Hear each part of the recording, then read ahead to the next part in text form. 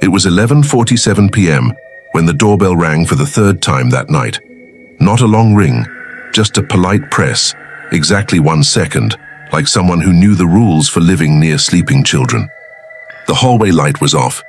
The house had that thin silence you only get after midnight in a new neighborhood, where the air conditioner is still trying to guess your preferences and the refrigerator hums like it's nervous. Claire stirred in bed but didn't wake. Our daughter Sophie sighed in her sleep, a small sound like a page turning. I checked the peephole. A man stood under our porch light with a clipboard and a lanyard badge. Black cap, grey windbreaker, rain beading on the shoulders. His face wasn't hidden. It just had the kind of forgettable neatness that passes through HOA newsletters without being noticed. He looked straight at the door like he could see through it. Then he raised the clipboard, tapped the badge with his pen and said in a normal indoor voice, "Evening. Association compliance. Rescheduled safety inspection.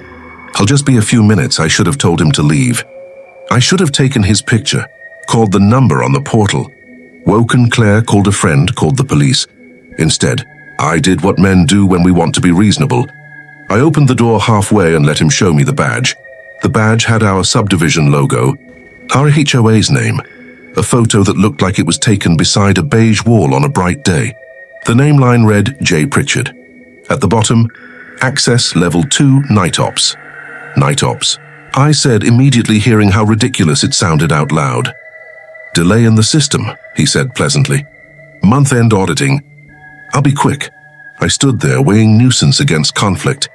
We'd moved in less than 3 weeks ago. New neighbors, new routines.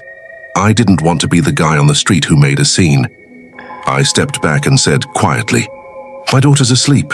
"Of course," he said, and smiled like we belonged to the same club. He walked in without dripping on the runner, like he'd been trained for other people's carpets. He didn't remove his cap. He didn't ask where to start.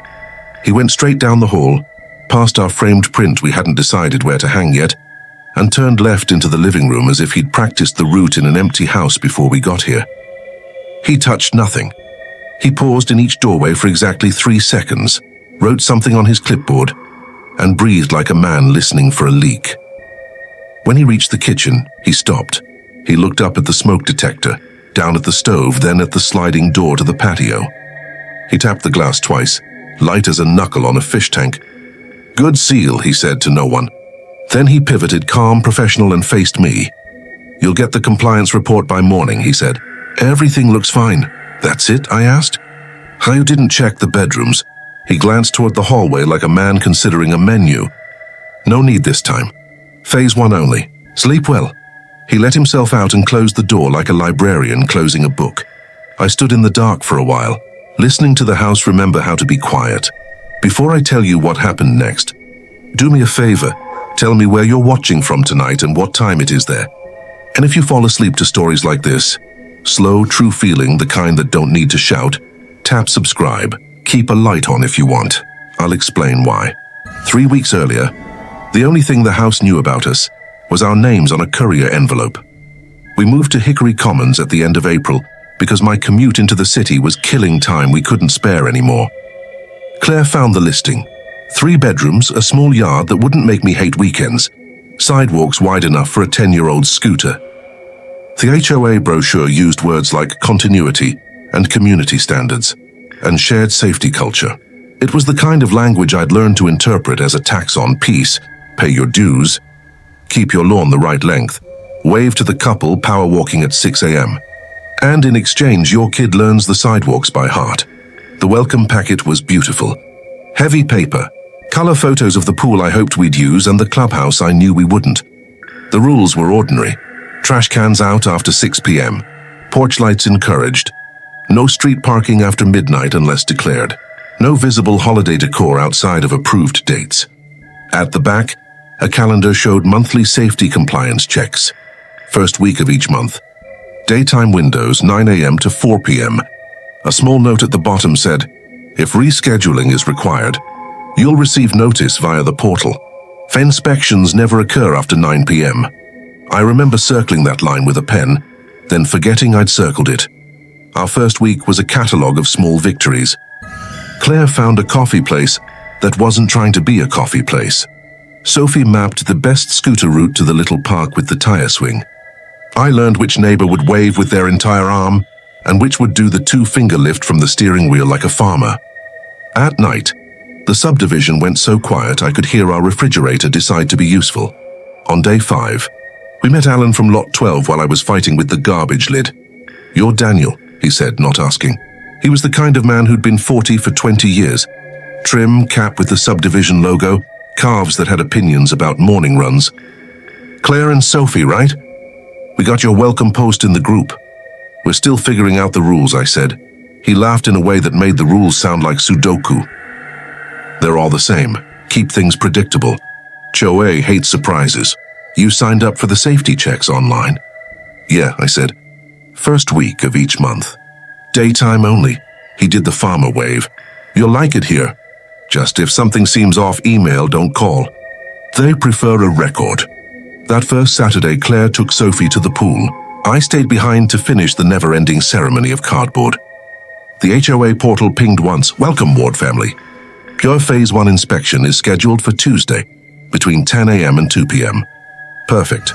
I marked it on the calendar, pictured a clipboard in our living room at 11 a.m., forgot about it and learned which cabinet made the sound like a yawn when it closed. Tuesday came. No one came with it. At 3:14 p.m., after I'd rearranged my work calls twice, the portal updated, "Inspection delayed due to auditor routing. You will be rescheduled." No explanation. Just a thin apology, and a button that said acknowledge like it was touching the brim of a hat. I clicked it. That night we ate tacos at the little place outside the gate, and made a joke about our house failing its first test, because we owned the wrong number of succulents. Wednesday, I met Maya across the street. She was my age, maybe a little younger, neat ponytail, a toddler on her hip who had ambitions for the mailbox. "You're the new Phase 1, she said, smiling the kind of smile that has survived and chosen not to be sharp. "Did they show up?" "Rescheduled," I said. "No big deal." Her smile folded slightly. "They like it when things happen on schedule." "Everyone likes it when things happen on schedule," I said. She adjusted the toddler and lowered her voice. "If anyone ever comes after 9, don't open the door." I laughed because laughing is sometimes a way to say, "I heard you," without saying "I believe you." "They don't do nights," I said. "It's in the rules." She looked at me for a second the way you look at a person who still believes printed paper has power. "Right," she said. "Welcome to Hickory." On Thursday, the portal sent a new notice. Phase 1 rescheduled Friday 11 a.m. 2 p.m. I texted Claire. She sent a thumbs up and a heart. At 10:52 a.m., I vacuumed the hall because I'm the kind of person who wants an inspector to think well of me. At 2:09 p.m., the portal updated again. Auditor en route, unexpected delay. At 4:03, it said, "We apologize for the inconvenience." The button said, "Acknowledge." I didn't click it. I closed my laptop and took Sophie for ice cream to prove to the day that I had priorities. That night, just before bed, I noticed the doorbell camera had recorded a motion event at 1:17 a.m. It was only a 30-second clip. Our empty porch, a moth, the glow of the neighbor's motion light turning on and off as if practicing. I shrugged and went to sleep, which brings me back to 11:47 p.m. and the man with the clipboard. He was in and out in 5 minutes. No drama, no raised voices, no notes left behind. When I locked the door, I felt something like gratitude. The way you feel when bureaucracy happens politely while you're wearing sweatpants. In the morning, 2 things were wrong. First, the kitchen chairs. We always push them all the way in at night. A habit learned from small-footed Lego disasters. Were out from the table by an inch, each at the same angle, like a stagehand had rehearsed natural. Second, there was a new app on my phone. I'm careful about that. Sophie uses my phone sometimes. The icon was white with a small green eye shape and 4 letters, CWA. I looked at Claire's phone. "Same app, what's that?" I asked. She frowned. "I didn't install it."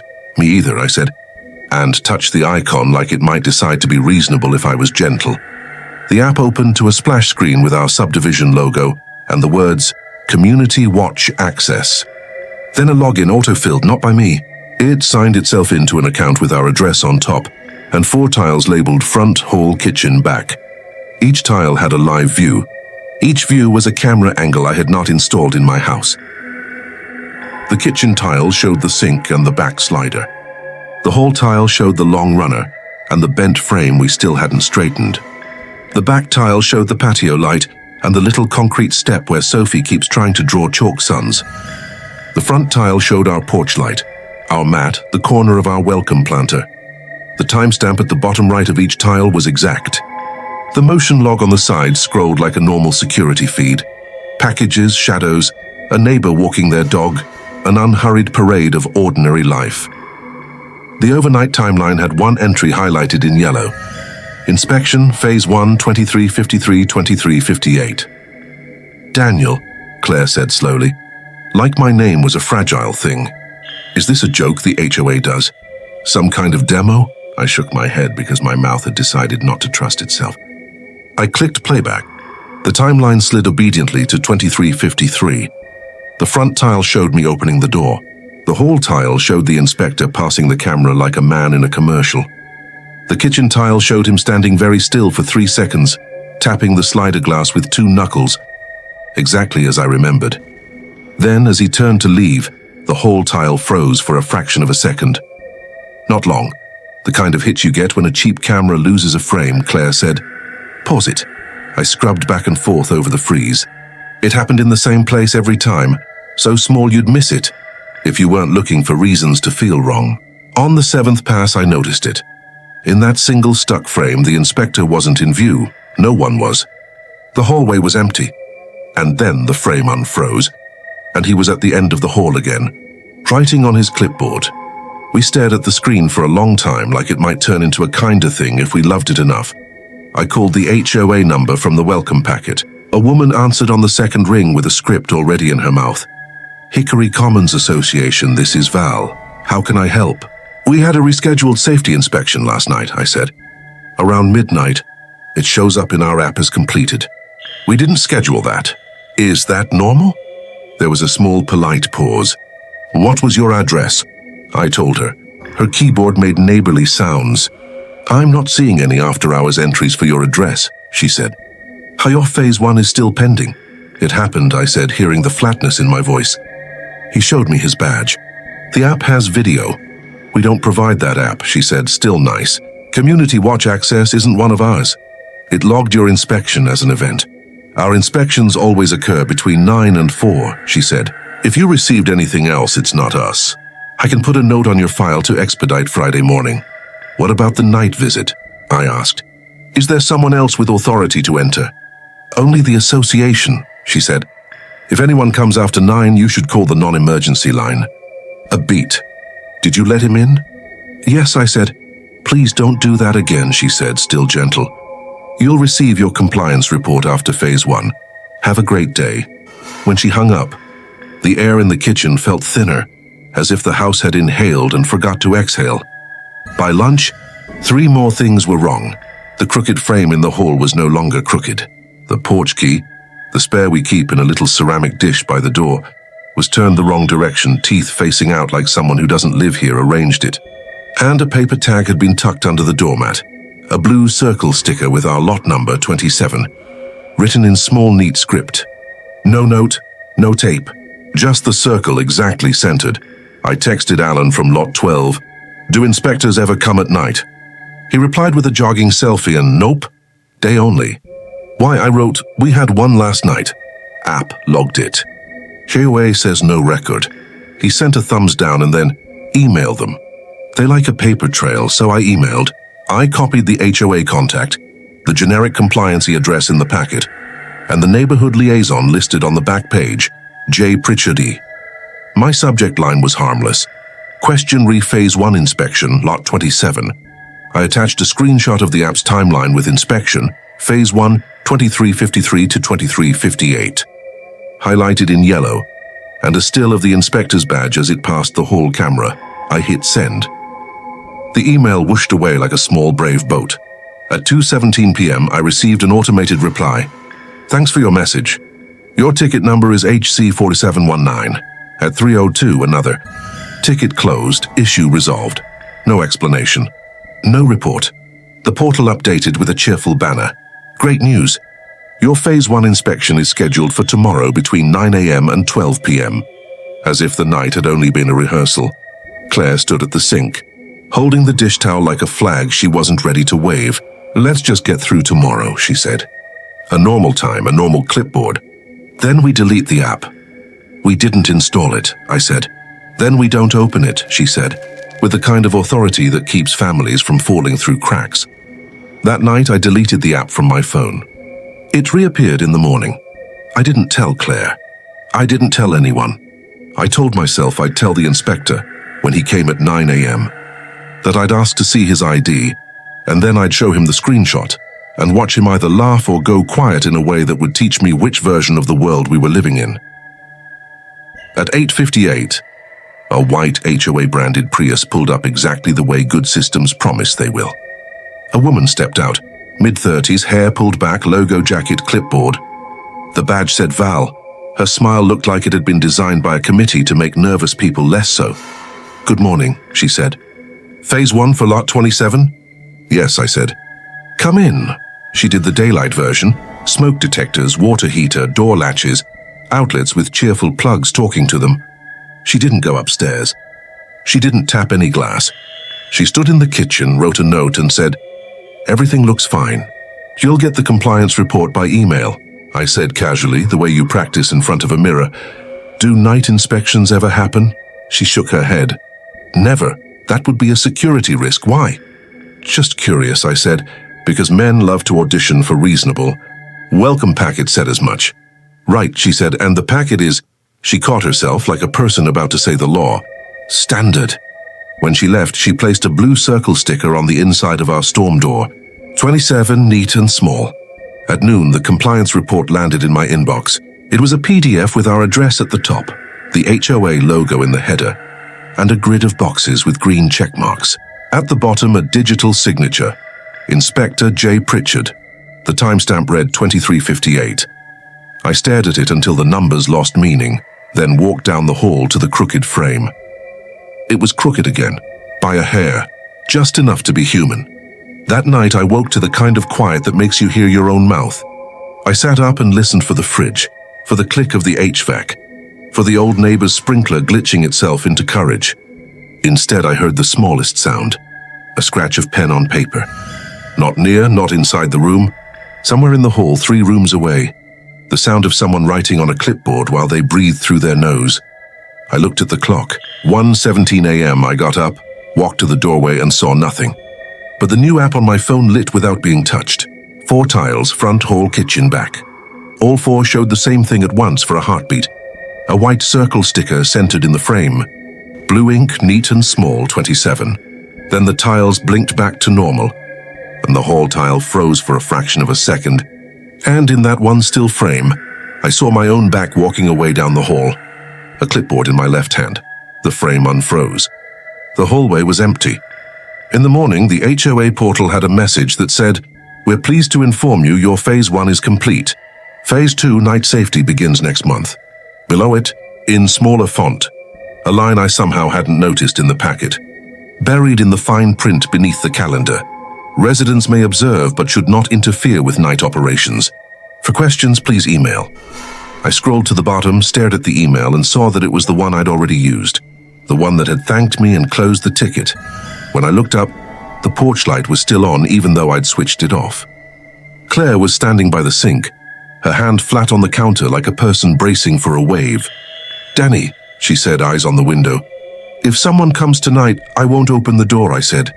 She shook her head, very small. That's not what I was going to say. What then? If someone comes tonight, she said, voice thin as thread, I think he's already inside. Outside, a white Prius rolled slowly past our house and didn't stop.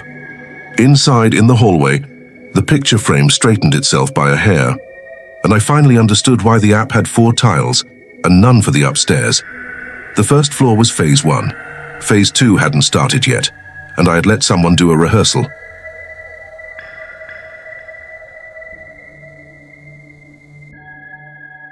I didn't tell Claire about the sound of writing in the hallway. Morning light has a way of making you feel embarrassed about night noises. You trade fear for routine, coffee, toast, school drop-off, and hope the exchange rate holds. The day looked harmless, the kind of filtered sunlight that makes every house in Hickory Commons look like a page from a furniture catalog. No one's trash bins were out. Sprinklers hissed in rhythm. The street had that polite hum of people existing correctly. I dropped Sophie at school, waved at the crossing guard, and told myself that the air only felt lighter because I was pretending not to think. Then I drove to the HOA office. It was at the far edge of the subdivision, a beige two-story building with tinted glass and a flag out front that moved just enough to remind you wind still existed. The parking lot was almost empty, except for a white Prius and a maintenance truck, with the logo partly peeled away. Inside, the air smelled like laminate and coffee that had given up. Behind the desk sat a woman in a navy blazer, the same voice I'd heard on the phone the day before. "Hi," she said, professional brightness on autopilot. "Welcome to Hickory Commons Association. How can I help, Val?" I asked. She smiled. "Yes," I looked at her badge. Same name, different face. This Val was early 30s, blonde ponytail, freckles, no ring.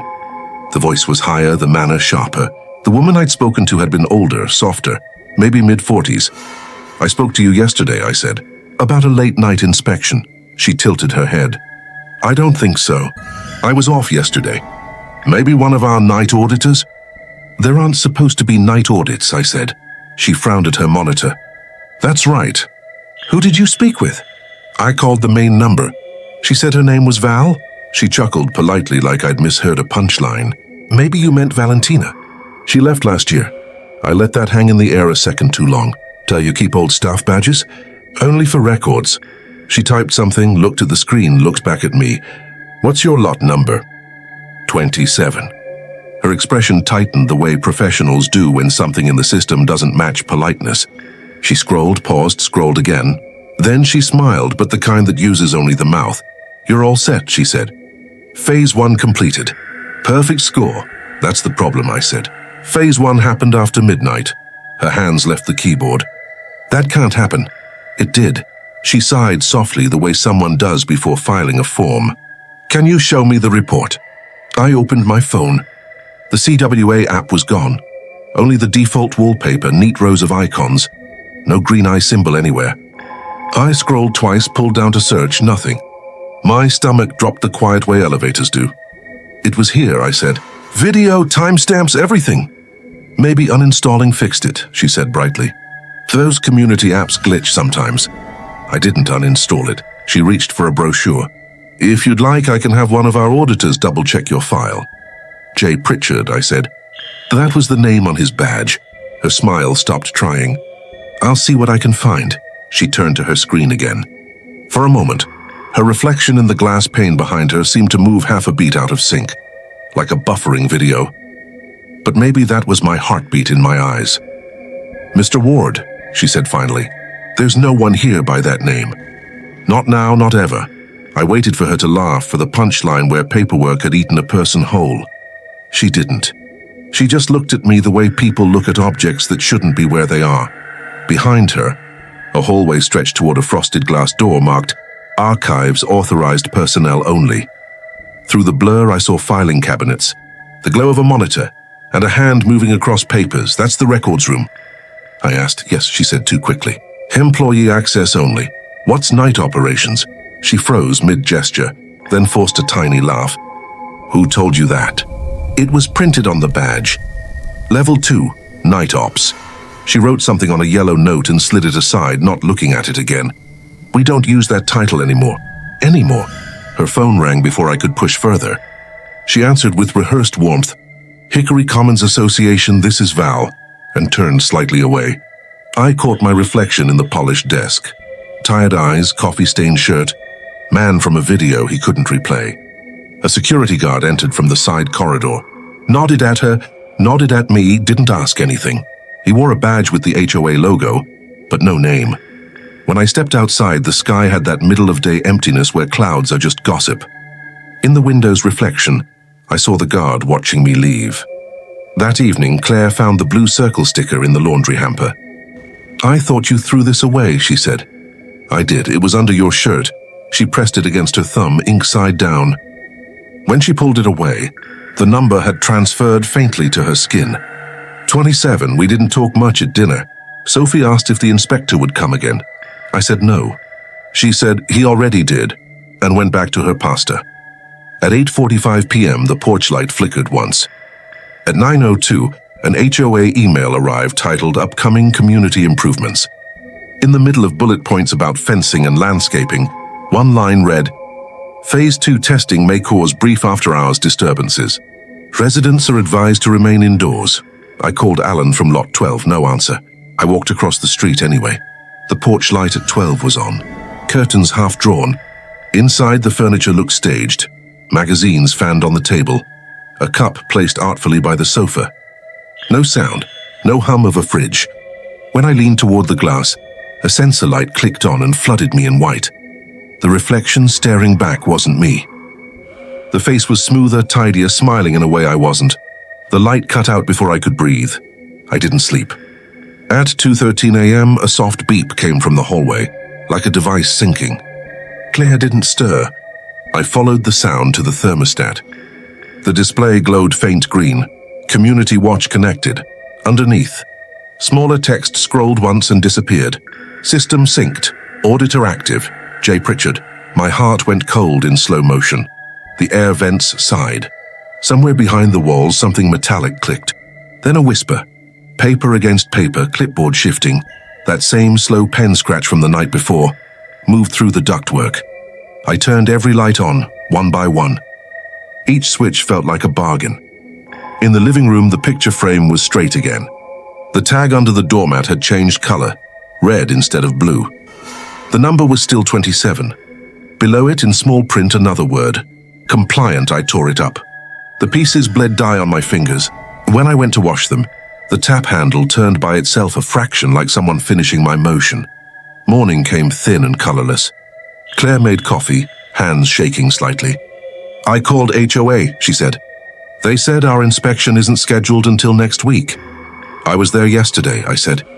They said we already passed. She stared at me a long time. Then who keeps leaving these? She pointed to the window. 3 new circle stickers clung to the glass side by side, all blue again. Each had the same handwriting, neat and small. Each said 27. Outside, a white Prius parked across the street, engine running. No driver. I opened the door. The air smelled faintly of wet paint and something electrical. The Prius blinked its hazard lights twice, then rolled forward without sound, turning the corner like it had memorized the route. When I looked down, a paper tag waited on the step where the red one had been. Blue again. Fresh ink, but this time under the number, a line of smaller text. Phase 2 interior authorization granted. That night I dreamed, or maybe remembered, standing in the hallway with a clipboard. I was writing, methodical, neat. The pen moved by itself, the ink blue. At the top of the page in the margin, someone had written my own name twice. Once under resident, once under auditor. When I woke, the porch light was still on, and from the kitchen came the sound of someone writing. By morning, the house felt like it had been wiped down with silence.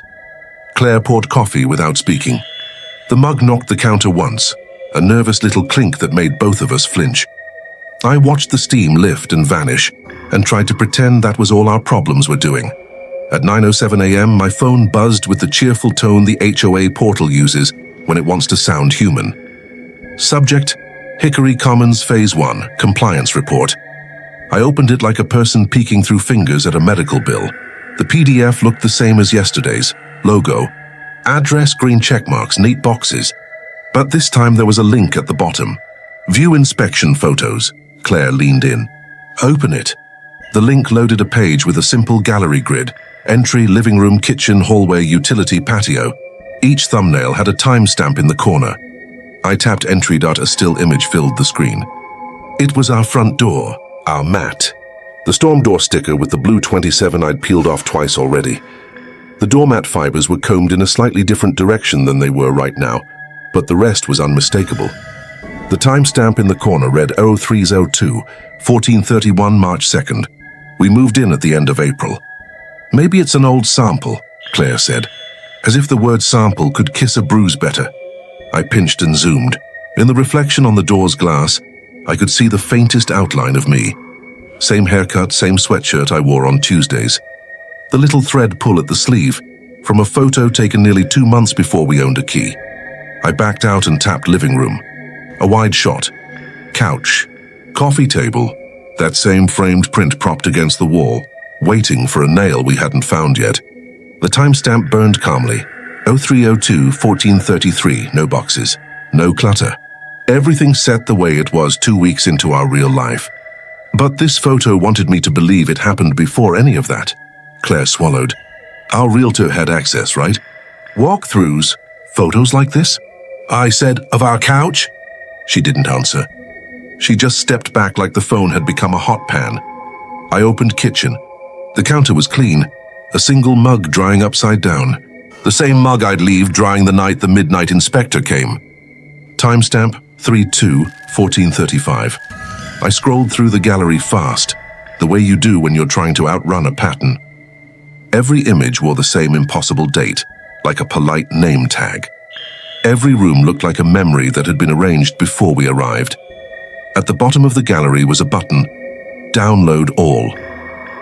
I pressed it and watched as a small, zipped file carried everything onto my phone in under a second. Don't, Claire said. Too late. I opened the file anyway and checked the details on the first image. Metadata, camera model unknown, GPS coordinates exactly our lot, timestamp matched the corner, software HCA capture tool. A normal person could have missed the last line. Owner Auditor Phase 1. Auditor, I said out loud, not inspector. Claire stared at me like the word had a taste. Don't make this your job, she said. We need it to be a mistake. I nodded because I love her. Then I emailed the file to myself twice, uploaded a copy to a cloud folder I hadn't named yet, and printed the entry photo to the little home printer in Claire's office. I wanted paper. Something that could sit on the table and be heavy in our hands. The printer started and then stopped halfway through, as if reconsidering. It beeped twice. A small message appeared on its tiny screen. Community access connected. The paper slid out blank except for a perfect blue 27 in the bottom corner. No picture. Just the number and the smell of warm toner. Claire's phone rang before Fia could finish filling the room. Unknown number, local code. She let it buzz twice and then answered. Her voice was the careful one she uses with people who think they know us. A woman's voice, tinny and pleasant. Good morning, this is Hickory Commons with a friendly reminder that Phase 2 night safety is commencing. Please ensure interior pathways remain clear after 9 p.m. so auditors can move freely. We haven't scheduled Phase 2, Claire said, and we don't consent to night visits. Thank you, the voice said, ignoring the sentence the way call centers learn to ignore, and have a safe day. The line clicked dead. The call log stamped 1:17 a.m. as the time of call. Claire had answered at 9:22 a.m., but the record insisted it existed in the night. I screenshot the log. The small victories felt like grabbing pebbles while a tide came in. Call the number back, I said. She did. A recorded voice told us the number wasn't in service. We tried twice more. The same polite nowhere. I set the printed blank with the blue 27 on the table and went back to the gallery looking for any image that wasn't impossible. Utility showed the water heater closet. Patio showed Claire's potted basil with exactly 3 leaves on the small stem. Hallway was our runner, our crooked frame. In the corner of the hallway photo, a shadow leaned over the baseboard like the last bit of sunset, even though the timestamp said early afternoon. Stop, Claire said softly. You're going to make it worse. What would make it better? I asked and then wished I hadn't said it. She looked at the windows. Here if we could see it with our own eyes. We spent the next hour doing what people do when they're standing inside a story that doesn't feel like theirs. We checked the locks and found them locked. We checked the corners and found dust bunnies like ordinary miracles. I went out and lifted the doormat and found a new circle sticker, blue with 27 and a new line of text. Report accessed. I drove to Alan's house at noon.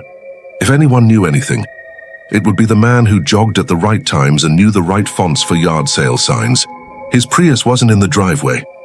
The porch was cleaner than reasonable. I knocked anyway. The door eased open under my knuckles. Alan, I called. It's Daniel from across the street. The air inside didn't move. The living room looked like the stock image you get when you search living room for families. Perfect throw pillows, magazines fanned just so, a book propped open to a page no one could possibly remember. A bowl of fake lemons, shiny with a kind of fake that doesn't even apologize. I stepped in with both hands up like I was telling an invisible person I came in peace. The room smelled like nothing. No old coffee, no soap, no dog. The TV remote sat diagonally on the table. The angle was the same as the kitchen chairs had been after the midnight visit. Down the hall, one door was closed. I knocked, no answer. I pushed it open and found a bedroom staged like a hotel catalogue. The bedspread had that crispness you can only get with machines and rules. On the nightstand was a single photograph in a frame with the HOA logo where the brand name should have been. The photo showed Alan and a woman I'd only seen from across the street. They were smiling with both their mouths and none of their eyes. The date in the corner said tomorrow. I turned the frame around. The backing was stapled shut. The staples were strange, rounded like they hadn't been hammered so much as persuaded. On my way out, I noticed a small white envelope tucked into the door jamb inside the house. White, no stamp. I slipped it free and turned it over. The handwriting was neat and small. Lot 12, access change notice. I opened it. There was a single blue circle sticker inside and a strip of labels with numbers. The top label read 12, the next read 27. I put it back exactly where I found it and left, closing the door with a breath I held too long. Back home, I tried the HOA portal on my laptop. Access denied flickered for a split second, replaced by the login screen as if the page itself were embarrassed. I typed my credentials. It spun, it accepted me. The dashboard looked the same. In the upper right, a new badge glowed softly. Compliant. In the left menu, a new tab had appeared at the bottom, grey and unclickable. Night safety. I hovered over it with my mouse like maybe the site could be coaxed by manners. Nothing. If I couldn't go in digitally, I'd go analog. County records, deed history, inspection logs, the kind of paper that doesn't easily learn new tricks. The county clerk's office was 10 minutes past the gate and across from a diner that looked like it survived by providing coffee and a place to cry. The clerk was a woman with buzzed hair, big glasses, and the patience of an entire civilization. Deed history for Hickory Commons Lot 27? I asked. She typed. Recent transfer, she said. Ward family. Previous owner held in an LLC. Looks like she squinted. Hickory Commons Association LLC? She clicked a few more things. Before that, developer. Before that, farmland. Any inspections logged? Safety checks. That's not us, she said. HOA internal, public complaints. Noise, trespass, anything like that? She looked at me over her glasses. This neighborhood? People don't file. They swallow. Can I file? Sure, she said. You can file anything. You want it to matter? I didn't answer. She printed the deed transfer page anyway. The line for previous owner was blank in a way that only looks normal if you haven't been staring at data that lies. On my way out, a bulletin board caught my eye. Lost dogs, yard sales. A card thumbtacked at an angle. Community watch volunteers needed. Serve your neighbors. Night hours available. The phone number at the bottom had one digit that looked like it had been corrected with pen. It matched the last digit in our 1:17 a.m. call log. I drove back slowly. The sky had started to collect a storm that had lost interest halfway. Our street felt like a set before actors. Claire stood in the doorway with her arms folded so tight her knuckles had gone pale. It called again, she said. The same number. Voicemail this time. We listened together at the kitchen table like it was an old radio show. A woman's voice, that same warm recorded politeness. Good evening, Lot 27. This is night safety with a quick corridor reminder. Please ensure the hallway is cleared of obstructions by 1:10 a.m. and that all interior doors remain unlocked for the duration of the inspection. Thank you for your cooperation. Your compliance keeps our community safe. The timestamp said 1:17 a.m., even though it had arrived at 4:02 p.m. The message ended with a tiny click, followed by a second of air like someone thinking about breathing into the phone and deciding not to. Sophie came in carrying her sketchbook. Her drawings had shifted the last few days. Fewer wide skies, more rooms. Today's page showed our hallway, and in precise pencil lines, 4 doors. In the middle, a small figure stood with a square in his hand. In the upper corner, A little circle with 27 floated like a coin. Who's that? I asked, keeping my voice level. The man who checks things, she said. He makes sure we sleep right. Claire set the phone down very carefully, like a bomb she didn't want to offend. Who told you that? Sophie shrugged. He did. When? She thought. Same time as always. What time is that? She smiled. The light time. That evening, while the sun pretended to be brave, I opened the email with the compliance PDF again, scrolled to the bottom, and clicked the little grey link I hadn't noticed before. Auditor signature details. A small pop-up appeared with a digital signature block. J. Pritchard, Auditor ID 0117. A link next to the signature said Verify. I tapped it. A window opened with the HOA logo, then a green checkmark. Signature verified. Underneath, Report completed 2358. A line in fine grey text at the very bottom said, Preliminary capture completed on 0302, 1431. Preliminary capture. Like someone had taken a casting photo of our life before we lived it. At 8:59 p.m., the porch light flickered once. I looked out. Across the street, the white Prius idled in the dark, the shape of a driver in the seat not moving at all. When I blinked, the seat was empty. The engine ticked anyway. I told Claire to lock the bedroom door. She didn't. She stood at the hall and looked at me the way a person looks at a person they want to love enough to survive. What do we do? She asked. We make it hard, I said. We make our house messy.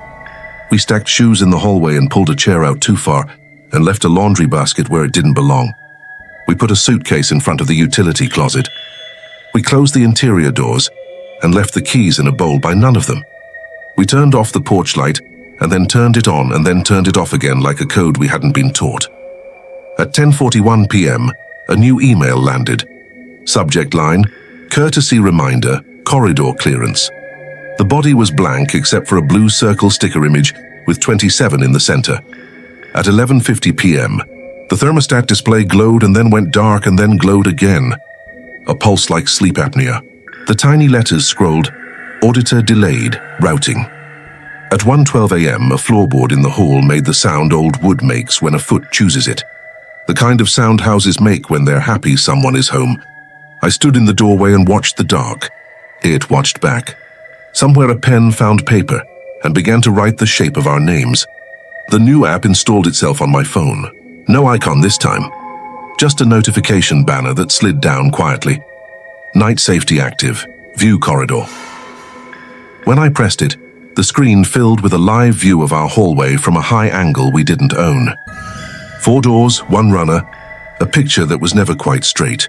A figure moved into frame, clipboard in hand. Cap pulled low, the same neat windbreaker. The outline was clean as a logo. He paused at Sophie's door for exactly 3 seconds, wrote something down and moved on. At our bedroom, he reached for the knob and then paused. The door was locked. The phone display text shifted. Obstruction detected, advisory issued. Daniel, Claire whispered, sitting up. Don't. I held the phone up so she could see the tiny hallway man tilt his head, write something else and move away. The view panned very slowly toward the end of the hall like eyes glancing. At the far end where the thermostat glowed, the image froze for a breath and then, in that frozen frame, I wasn't in the doorway anymore. I was in the hall from behind, walking toward the thermostat with a clipboard in my left hand. The freeze released and the hall was empty. My heart slammed once, loud enough to feel in my teeth. A chime sighed from the living room like an elevator arriving. I crept out and found the front door ajar by an inch. The air that came in was colder than it should have been for June. On the floor sat a small envelope, white, folded into itself like a secret. Inside, a single strip of labels. Blue circles, 27 repeated down the sheet. At the very end, a different color, a red circle with 27, and beneath it, a new word, cleared. I stared at it until numbers didn't look like numbers anymore. Behind me, a voice as polite as a weather report said, "Good evening, Lot 27. It was coming from the thermostat speaker. For your safety and ours, please ensure the interior doors remain unlocked during night safety. Thank you for your cooperation." I put the red sticker back in the envelope, folded it twice and slid it under the rug. The next morning, the HOA portal greeted me with a new banner. Congratulations. Phase 1 complete. Phase 2 night safety begins Monday. On the left side, the grey night safety tab had turned blue. It clicked open. The page showed a calendar with the first week blocked in pale color, 1-2-2 a.m. each night. At the bottom, a checkbox already marked yes next to allow auditor to enter when resident is present. I tried to uncheck it. The box trembled and stayed checked. A line under it read, "Consent recorded on 302-1433 by auditor." Claire stood behind me, reading over my shoulder. "We weren't here March 2nd, she said softly. I know, who was? I scrolled further. A blue button waited. Download Phase 2 prep packet. I tapped it. A PDF opened with diagrams of a hallway and little human figures positioned at doors. The caption said, "Recommended corridor flow." A line near the bottom advised, "If a resident is uncomfortable with direct contact, the auditor may mirror from behind. This is considered compliant." I closed the laptop so quickly, the air inside the house changed pressure. At lunch, Maya from across the street texted, "You okay?" I typed back, "Have you ever gotten Phase 2? Her typing dots appeared, disappeared, returned. Everyone does. If they like you, what happens if they don't? I asked. No response. The dots came back and then vanished for good. At 3:16 p.m., a letter arrived in our real mailbox. Heavy paper, HOA letterhead, an embossed seal that felt like it wanted to be touched. "Dear Ward family," it read, "we're pleased to welcome you into our night safety pilot. Your compliance keeps our community safe." The last line had been added by hand in small, neat writing. Auditor, J. Pritchard. I rubbed the ink with my thumb. It smeared a little blue onto skin. Sunset came early inside our house that evening. We turned on lights we'd never used. We put on the radio to give rooms a human voice. Sophie drew at the table without humming, which was new and not good. "Do they come in even if we say no?" she asked without looking up. "We're going to say no," I said. Claire didn't correct me. She put a hand on Sophie's shoulder and kept it there. At 9:41 p.m., a new email arrived with the subject, "Friendly reminder, lock policy." The body was just a line of grey text. Interior doors should remain unlocked during night safety. At the bottom, hidden in the footer, a tiny sentence. Failure to comply may result in correction. I didn't ask what correction meant. Some words are scarier if they're defined. I took the printed blank with the blue 27 and set it on the hallway floor like a trap for a creature that loves rules. Then I took a pen and in the symmetry of the circle wrote, "No." At 1:09 a.m. the thermostat clicked. At 1:11, a shadow panned evenly along the hall, smooth as a camera. At 1:13, the front door breathed. The lock didn't click because we hadn't set it. The air pressure changed the way it does when someone who knows how to be quiet decides to be. At 1:15, the corridor view appeared on my phone without me touching anything. The tiny man in the tiny screen stopped at the circle and bent as if reading the floor. He stayed that way for a long time, not moving, as if learning a sentence by heart. At 1:16, he reached into his jacket pocket, took out a sticker, and pressed it over the no blue neat 27. He lifted his clipboard and wrote for exactly 3 seconds. Then, without looking up, he spoke. Not into a radio, not into a phone, into the house. "Lot 27, he said very gently, like the beginning of a bedtime story. "You don't need to be afraid of the audit. It's just to make sure you sleep correctly." The floor under my feet felt like an elevator that couldn't decide which way to travel. He moved to our bedroom door and put his ear to the wood. The phone text changed again. "Obstruction detected." He breathed once. The breath fogged the brass knob. He didn't try it. He just stood and waited, as if time belonged to him and he was being generous. The app's split view lit the kitchen tile for a moment. The camera showed the counter and the back slider, and just at the edge of the frame, a hand rested on the granite. My hand. Same scar, same stiff middle knuckle, holding a clipboard that wasn't in my actual hand. When I looked up from the screen, the hallway was empty. The thermostat glowed, auditor active, then darkened as if embarrassed. I knew then what fear would be for us going forward, not the scream, not the running. The patience, the neatness. The word compliant printed small and blue. At 7:02 a.m., the compliance report arrived again.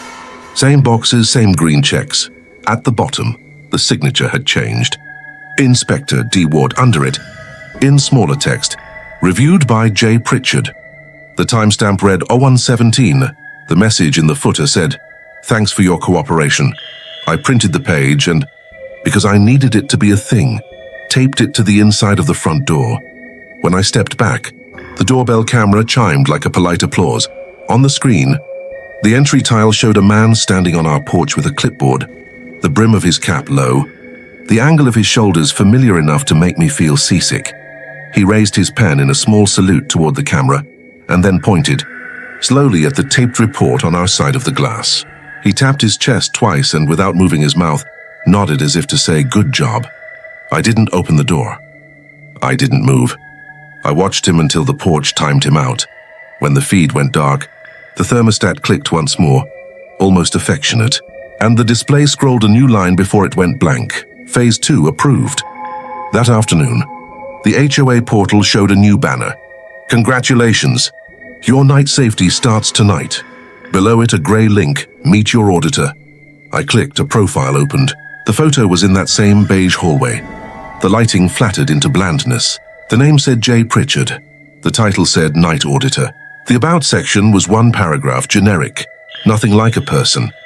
At the bottom, in a second grey box, was a second profile. The photo was me. The name was D. Ward. The title was Night Auditor, Trainee. The page refreshed before I could screenshot. The second box disappeared. In its place, a single line of text blinked. "You are seeing this because you are already part of night safety." When I hit back, the portal logged me out. When I tried again, it told me my password had been changed at 1:17 a.m. I hadn't been awake then, but somebody had. I closed the laptop, found Sophie's drawing at the edge of the table, and saw she'd added a thin figure at the end of the hallway. A second dad, smaller and neater, holding a circle in his hand.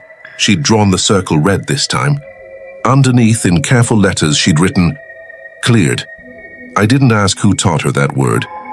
That night, I turned every lock twice that had a lock to turn and placed a chair under. The knob from the inside, even though the HOA packet said interior doors should remain unlocked. If they were going to write correction letters, they could write them to a door. At 1:10 a.m., the radio faded to silence on its own. The thermostat screen pulsed once. The porch light came on without the switch moving. On my phone, without icons or menus, the corridor view opened like an eyelid deciding to. The same figure appeared. Clipboard, cap, neat jacket. He moved slower than a human who fears being seen. He moved like a person who knows they belong. He reached the bedroom door and didn't touch the knob. He didn't need to. He turned toward the camera we did not own, and for the first time since all of this began, lifted his head so I could see the bottom half of his face. It smiled kindly, like someone proud of a child for learning a new habit. Then he raised his pen and pointed, not at me, not at the door, but toward the floor at the spot where last night's circle had been. The app tried to adjust focus. On the wood? Too faint to see without the phone's brightness up. A thin ring of blue ink had bled into the grain. The message banner slid down over the image, smoothing the dark like a hand over wrinkled fabric. Final corridor rehearsal complete. See you tomorrow. I didn't sleep at all. At 6:58 a.m., the printer woke itself and printed a single page. No image, no text. Just a red circle at the bottom with 27 inside. And in the margin, small blue letters. Unlocked, crayons compliant.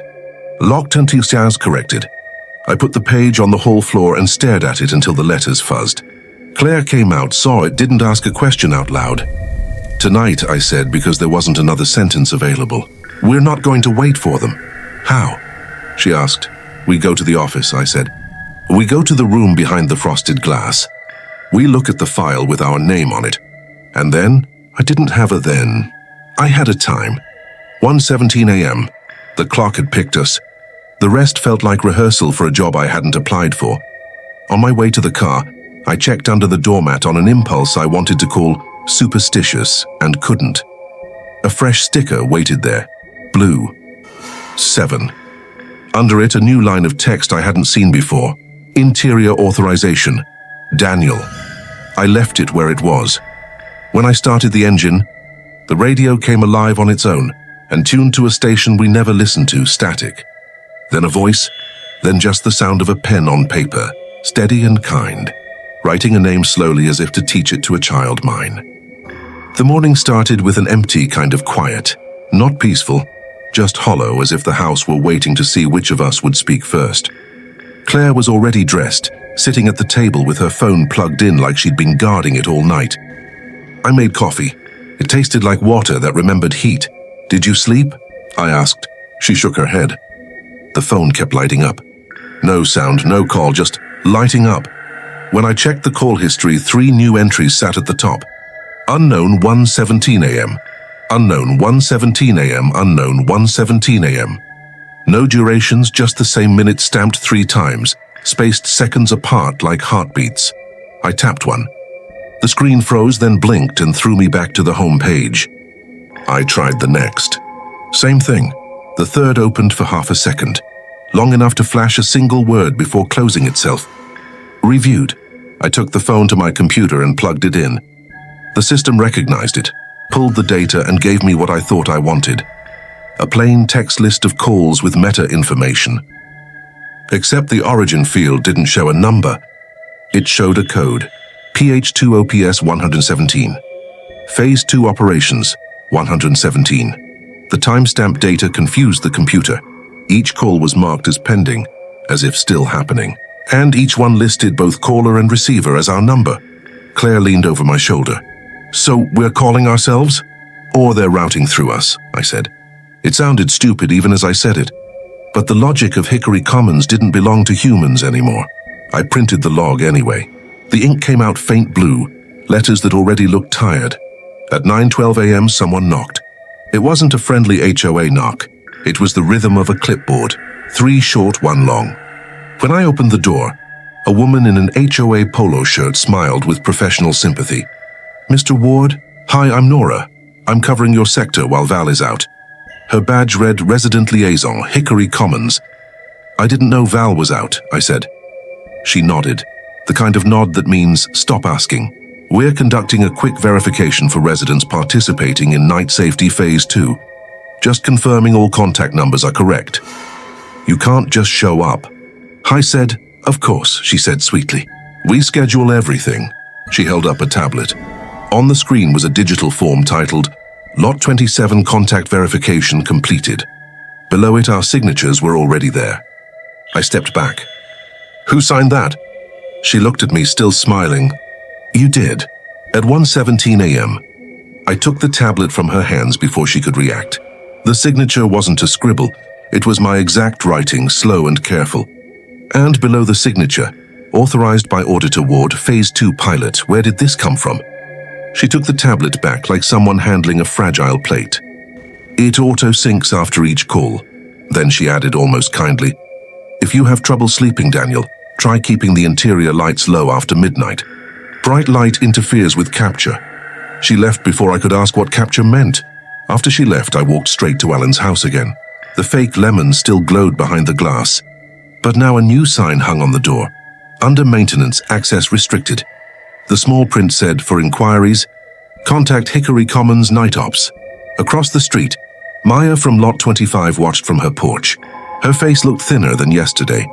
When I started walking her way, she shook her head once, slow, warning style. Then she whispered across the lawn, "Don't talk out here." We ended up in her garage, lights off. It smelled like detergent and rain. She handed me a small box of printed pages. Old HOA circulars, memos, compliance lists. "They changed them," she whispered. "Every 3 months they update names, remove whoever moved away." I flipped through. One list from March 2nd, the same impossible date from our photos, had names I recognized: Alan Hughes, the Merritts, Sanders family, and at the bottom, Ward family pending. The May version, current month, had all the same names but a line through each except one. Ward family active. "What does pending mean?" I asked. Maya looked toward the garage door. "It means they haven't finished you yet." That night I tried tracing the call number. A tech forum suggested cross-referencing with emergency service archives. So I spoofed the caller ID into an online lookup. It pointed to a server registered to Hickory Commons Security Integration LLC, same LLC that owned every house for a few seconds before each sale, according to county logs. I dug deeper. The admin contact was pritchard.jphaseops.net. The same name. The same ghost. At 11:49 p.m., my laptop camera light flicked on by itself. No app running, no call open. The screen showed me seated at the desk, but behind me, in the reflection of the patio glass, another figure sat where Claire should have been. Clipboard on lap, watching me type. The reflection didn't blink when I did. I slammed the lid. The room went dark except for the thermostat glow. Auditor active. Morning brought sunlight that felt like someone else's electricity. Claire insisted we go to the HOA building together. The receptionist greeted us with that endless warmth. Welcome to Hickory Commons headquarters. How can we assist our valued homeowners today? I said. We need the night safety consent forms. Her smile froze halfway. One moment. She went to a back room. Through the glass partition, I saw her talking to someone whose back was to us. Tall gray jacket. He turned slightly, enough to catch the shape of his profile. It was me. When she returned, she carried a printed packet. All signed and filed, she said. I took it. Each page was stamped received 0302, 1433. At the bottom, every signature line carried my handwriting and Claire's. The witness signature said J. Pritchard. Claire whispered, "We weren't even living here then." The receptionist smiled like a teacher hearing a child mispronounce a word. "Oh, that's just our internal dating system," she said. "Keeps everything compliant." That night, Sophie had a nightmare. She woke screaming that the hallway lights were too bright. When I checked the cameras, every bulb was dim except one. The tiny red light inside the thermostat pulsing like a heartbeat. I disconnected the thermostat entirely. Within an hour, the doorbell rang. No one there. Just a printed note taped to the glass. Tampering detected. Correction scheduled. I started recording everything.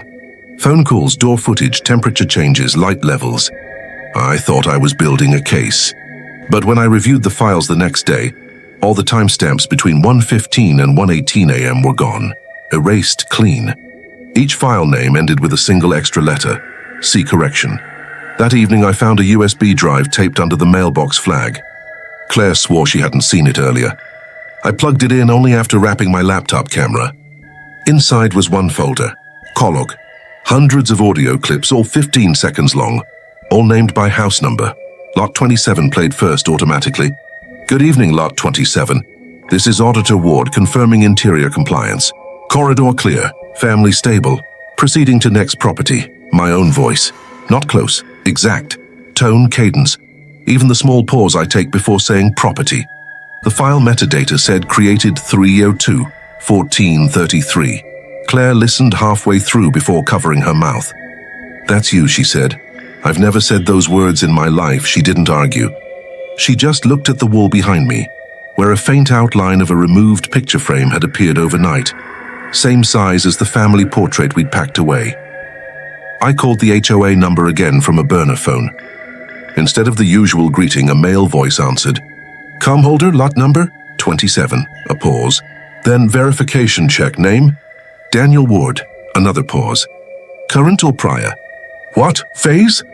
He said patiently. 1 or 2, I hung up. The phone rang back within seconds. Same number, same voice, but now softer. Don't hang up on yourself, Daniel. The line went dead. By the next morning, our mailbox contained a correction notice sealed in blue plastic. Inside was a single sheet. Resident audio files must remain accurate. Any deviation from recorded tone may trigger re-evaluation. Below that, my signature again dated 1:17 a.m. I didn't tell Claire. She was already starting to forget small things. What day it was, which key opened the garage, whether the porch light had always been on a timer. Sophie stopped drawing people. Now she drew houses only, every one identical, lined in perfect rows like inventory. In each roof window, she shaded a small circle with 27 inside. That night, I stood in the driveway at 1:10 a.m. with my phone recording. The street was perfectly still. Then, one by one, porch lights blinked on, every house, in perfect sequence down the block, like the neighborhood was inhaling together. When my own light turned on, the phone vibrated. Notification, incoming call unknown, 1:17 a.m., I answered. My voice spoke back. Lot 27 confirmed. Family compliant. Corridor clear. Proceeding to next. Then a click. Across the street, Maya's porch light went dark. The next morning, her car was gone. Her house listing on the HOA site read, "For lease, newly renovated." Her name disappeared from the resident directory, and under Phase 2 audit schedule, a new entry appeared. Auditor Ward assigned to Lot 25. By late afternoon, the house felt like it had memorized us. I kept catching my reflection in the microwave door and thinking it was someone else. Same clothes, same posture, just a fraction too patient. "We can't wait for them to come again," I said. "We go to the office tonight." Claire looked at the front window like it could overhear. "We can't take Sophie. She'll sleep at Maya's." I stopped myself. Lot 25's driveway was empty, the listing already up. "She'll sleep in our room." Door locked. Claire nodded once, and in that small movement, I could see how much of her life she was trying to keep still. We fed Sophie early and watched a cartoon with the volume low. When she began to drift, Claire lay beside her with the lights off, hand resting on our daughter's shoulder. I stood in the doorway, counting the seconds between Sophie's breaths until the rhythm convinced me it was safe to leave. I took the extra key from the ceramic dish, teeth inward the way we put it, not the way it kept appearing, and slipped it into my pocket. The night smelled like warm concrete cooling. Somewhere a sprinkler clicked off like an afterthought. The HOA building sat at the edge of Hickory Commons like a blank page. 2 stories, beige tinted glass, a flag that forgot to move. The parking lot was mostly empty. A white Prius idled in a far corner, headlights off, engine humming the way electronics hum when they're thinking. I parked under a light that made everything look honest and walked to the side door I'd seen staff use. A keypad blinked to life when I got close. 4 digits. I punched 0302 without believing in luck. The light turned green. The lock answered with a sound like a throat clearing, and the door opened into air that smelled like laminate and canned coffee. The lobby looked the same as daytime, except emptier, as if the furniture had been told not to move. Down the hallway, the frosted glass door glowed softly. Archives authorized personnel only. No one at the front desk. A small webcam above the monitor watched the room with its eye closed. I walked toward the frosted glass and for a second saw my shape blur behind it, like a man already inside. The knob was locked. The keypad here asked for more than a date. It wanted a badge. I didn't have one. I had a printer. The copy room was 2 doors down, unlocked. Inside, a large badge printer sat on a metal cabinet, a stack of blank white cards beside it, like bread slices. The screen was the same gray as the HOA portal, same tasteful font. "Welcome, auditor. Insert ID." I fed a blank badge into the slot. The printer waited. A blue circle sticker was stuck to the corner of the machine. 27 in the neat hand I knew too well. On impulse, I peeled it off and pressed it against the face of the card. The printer chattered to itself, read the sticker like a barcode, and started printing. When it spat the card back out, the plastic was warm. My face looked up at me from the glossy rectangle, lit by the beige hallway we all seemed to pass through eventually. D. Ward, Night Auditor, Trainee. Underneath a number, 117. My hands shook the way they do when you hold a newborn and understand time. The badge reader at Archives flashed green before I even lifted the card. The door unlocked with a sound like a sigh. Inside, the temperature dropped half a breath. Rows of grey filing cabinets lined one wall, each with a printed label. Phase 1, Phase 2 corrections. Opposite the cabinets, a bank of monitors covered the wall in a polite grid. Most showed still frames of empty hallways and quiet living rooms. A few flickered with the slow crawl of a progress bar. At the bottom of each screen, a tag, lot number, a color dot, blue or red, and a tiny word, compliant or pending. In the center, a large monitor displayed a map of Hickory Commons. Each house was a small square. Blue circles marked the ones like ours. Red circles were scattered like a rash. A timeline along the bottom ran from 01 wound to 02 wounds in smooth pixels, a slider you could scrub. I slid it to 01Y17. The map pulsed as if exhaling. Blue dots brightened. Red dots dimmed. Across the screens, hallways lit like veins under a scan. I stood very still and watched Lot 27, our hall from above. 4 doors, the tilted frame. In the upper right corner, a text line I hadn't seen at home. Auditor, Ward, Mirror Capture, active. On the right side, a script appeared in a narrow column, words like greet and reassure and proceed, each with a checkbox that ticked itself as the tiny figure in the hall moved. Greet. Good evening. Lot 27, reassure. You don't need to be afraid of the audit. Proceed. Move to bedroom door. Do not attempt entry. Mirror, if obstruction detected, mirror from behind resident, mirror from behind, the phrase from the Phase 2 packet. Not metaphor, not a technique. A policy. I scrolled the script. At the bottom, a note.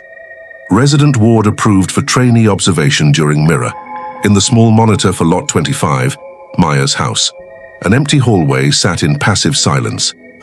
The status line read, for lease newly renovated. The timeline had no activity between 01:15:01 to 18. A grey gap with the word cleared. A file cabinet drawer whispered open easily under my hand. Inside, folders for each lot, each resident, each phase. I found ward, Lot 27, Phase 1-2. The front page was our welcome packet with a stamp at the bottom. Received 0302-1433. Behind it, a stack of printed screenshots from the CWA app. Entry, living room, kitchen, each with the same early March timestamps. A blue sticker at the corner of each, 27. My note from earlier, no. Photocopied and covered by a sticker that read, reviewed. At the back of the folder, a page labeled correction ladder, a polite list of what happens when doors remain locked. Step 1, advisory. Step 2, rehearsal. Step 3, mirror. Step 4, correction. Step 5, clearance under each step. A clean sentence in small print. Resident awareness is non-essential to compliance. A rubber light switch on the wall clicked, and the room dimmed slightly. Somewhere in the building, air shifted, as if a door opened politely for someone who never knocked. I closed the drawer, took the folder, and slid it into my jacket. My own badge looked back at me from the desk, a tiny mirror that didn't care what it was reflecting. On the far desk, another printer chattered to life on its own and printed a single sheet. I gathered it without thinking and almost laughed. It was a performance review. Audit award, onboarding notes. Under it, a list calm tone suitable for resident 27, mirror timing natural. Corridor voice acceptable. Maintain low volume near minors. Avoid challenging phrasing and no he don't during reassurance. Next step. First independent audit, observe and replicate. At the bottom, a signature J. Pritchard. A footstep in the hallway outside, measured. A weight that didn't need to prove anything. Paused at the door. The frosted glass brightened with a human shape. The knob turned slowly and stopped against the lock I hadn't engaged. I held my breath and watched the outline, which did nothing at all except listen. After a long 10 seconds, it moved away without footsteps, as if the carpet had agreed not to remember. I slipped out through the copy room, badge in my pocket, folder under my jacket. The lobby's webcam blank eye looked open now. In the parking lot, the Prius idled, no driver. The engine noise had the audio compression of a recording played on loop. At home, Claire was awake in bed, eyes open in the dark, hand still on Sophie's shoulder. I told her where I'd been and what I'd seen, and how my name was printed under a job title I didn't apply for. She listened without interrupting once, like a pastor, like a doctor, like a person with a finite amount of calm. What does mirror mean? She asked. It means if I lock the door, I said. They use me. She looked at the ceiling, breathed in, breathed out. Then we unlock it. No, her face changed shape, not from anger. Fear turned practical. Daniel, if I open it, it's consent. Their consent written by me in March. Her hand tightened on Sophie's shoulder. Then what do we do? We leave, I said. Tonight. We packed in 15 minutes, the kind of packing that honors no category. Clothes, hard drives, family documents, Sophie's drawings, keys. The extra key turned teeth outward again without me doing it. I ignored it. We carried everything to the car and locked the doors. The engine started bravely. The gate at the end of our street watched us approach like a teacher waiting for a confession. I tapped the gate code. The keypad blinked, thought about our request and displayed access granted. The arm didn't move. I tried again. Access granted. Nothing. A small note glowed in the corner. External exit requires auditor clearance during Phase 2. Behind us, porch lights blinked on one by one down the block. The inhale again, smoother this time. The Prius rolled past the end of the street at walking speed. It didn't look at us and we didn't look at it, and all of this still counted as looking. I put the car in park, took a breath that hurt, and told Claire, Plan B, which is? We go back. We make a mess. They like order. We give them chaos. We drove back the 30 yards like it was 3 states. Inside, we moved furniture into the hallway, stacked the chairs, dragged the rug, blocked the thermostat with the suitcase. I took the correction ladder page from the folder and taped it to the bedroom door, as if naming a thing could keep it outside. At 12:58 a.m., the thermostat, suitcase and all, hummed. There is a special kind of fear reserved for machines that remember you've tried to forget them. The radio switched to static without moving a dial. The porch light turned on, and then off and then on. A polite knock in Morse you didn't have to know to understand. My phone lit without icons, without menus, just the corridor view. The top line had changed. Auditor, Ward, independent capture, scheduled. In the lower right, a small progress circle ticked from 0% to 1% to 2%, the way microwaves do when you think you're warming leftovers and find out you're cooking a meal. I'm not doing this, I said to no one. I opened the archives folder on my laptop and pulled up the map I'd photographed with my eyes. Lot 27 sat blue. Lot 12 was red. Lot 25 was gray. I clicked commands I didn't understand, and the screen scolded me. Unauthorized. I dragged windows around like furniture, pointlessly. The portal logged me out with the warmth of a cat that decided to sleep elsewhere. At 1:10, my phone vibrated. Incoming call, unknown, 1:17 a.m. I didn't pick up. It went to voicemail and transcribed itself into the Notes app without asking for permission. Lot 27, Auditor Ward. Begin when ready. Mirror only. Do not challenge. Family compliant. I walked into the hall and stood in the space the sticker had liked. My feet found the exact center without my eyes. The suitcase cast a fat shadow against the thermostat's glow. Claire stood at the bedroom door, hand on the knob. Unlock, she said. No, I said. Then they'll use you. I know. Sophie turned in bed and murmured something about a light. I closed my eyes. From somewhere I couldn't name, the clipboard weight settled into my left hand. I didn't look down. I didn't want to see it. The pressure of pen against paper touched my right hand like a memory, and my arm moved on its own, neat and small, 3 seconds at each doorway. Stop, Claire said, voice low and breaking at the edges. I stopped. The pressure on my hand lifted. The corridor view on the phone froze, and in that perfect still frame I saw myself from behind, shoulders squared, pen held like a thoughtful argument. The freeze ended.